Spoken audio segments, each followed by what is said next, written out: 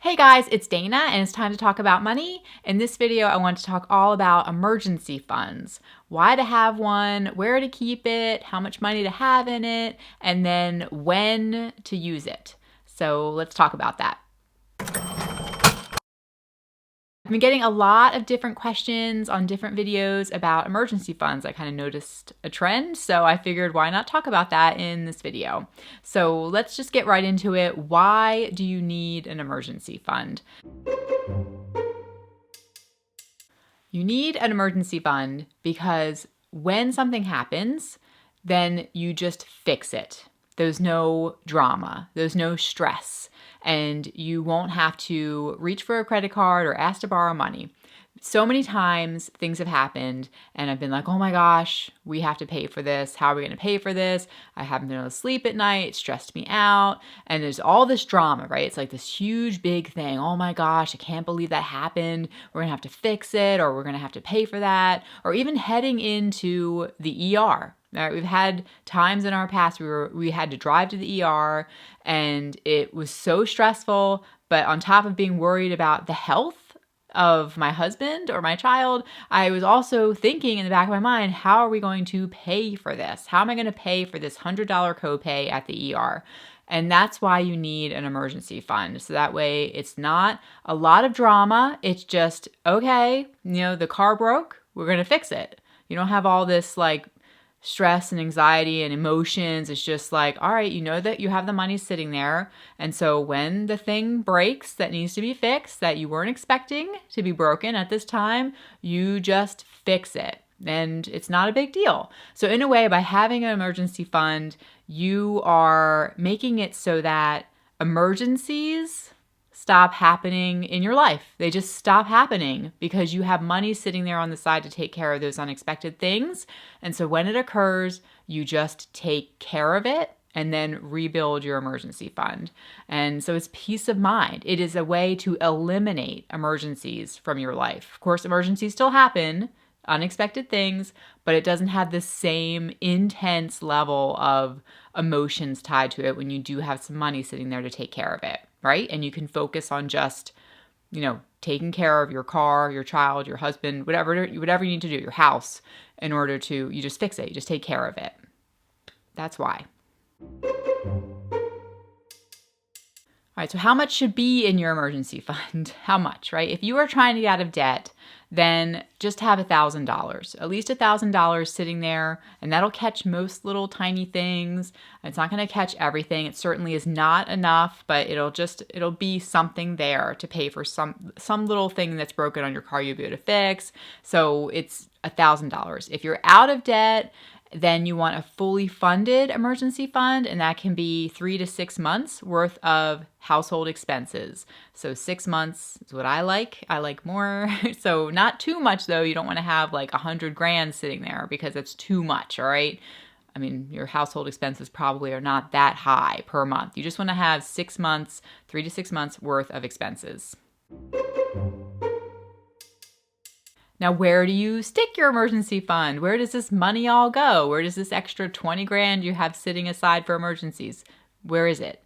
Well, it's not under your mattress. I don't think that's a good idea. And it's not buried in your yard. Buried. I can't say that word very well. It's not going to be somewhere that accessible, but you want it to be accessible. That means it should be just in a regular savings account or checking account at your bank.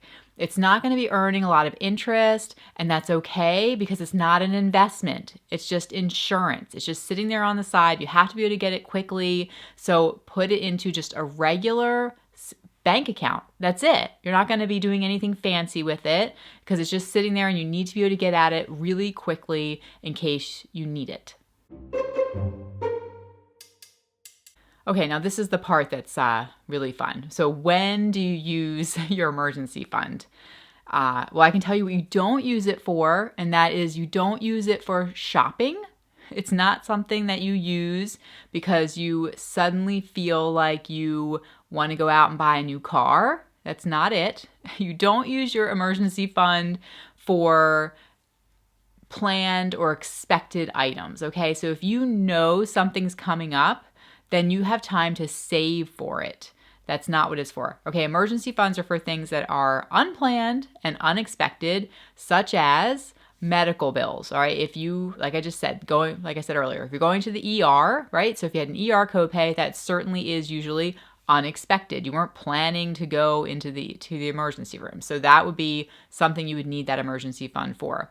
Unplanned home repairs, right? If something happens in your house, water starts spewing out of somewhere disturbing, you have to have a plumber come in and fix it immediately, right? Or if your car has an unexpected repair, something blows up in your car, check engine lights on for a while, not a while, but check engine light is on, you need it fixed, and you weren't expecting that to happen. It's not normal maintenance on your car. Again, you would use your emergency fund. That's when you dip into your emergency fund. If you lose your job and you need to cover your mortgage and your household expenses until you find a new job, then you would use that. That's why it's there, all right? Because you're not planning to lose your job usually. So if you get laid off or God forbid you get fired, then while you're looking for your next job, you're going to need that money sitting there. Or if you have a family emergency, you have a death in the family, maybe you need to pay for a plane ticket to get out to a funeral. That's also why it's sitting there.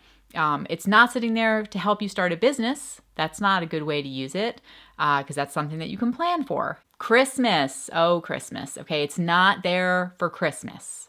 Holiday gifts. Holidays come up every year. Christmas comes up every year on the same exact day. So we should know it's coming. We have plenty of time to plan for it, all right? Christmas this year, it's going to be December 25th. So make sure you're saving for it, all right? Set aside money. You're not using your emergency fund for that. Hopefully you don't have an emergency. Nobody likes emergencies, but like I said, by having an emergency fund, it's going to help to eliminate or minimize the intense emotions that usually come with emergencies that require money. All right, it's going to just help you in your life tremendously. Trust me. Like I said, it's just been so much better now that we have an emergency fund. I just feel so much better than I did in the past. And sometimes even that $1,000, a lot of times that's like the first time ever a lot of people have $1,000 saved in their account. And I know it was for us. Like we used to never have that, never have $1,000. We always had under that. And so having this money sitting there, even though $1,000 isn't a lot of money for an emergency fund, it might be for you. It might be the first time you've ever had that amount of money in a bank account.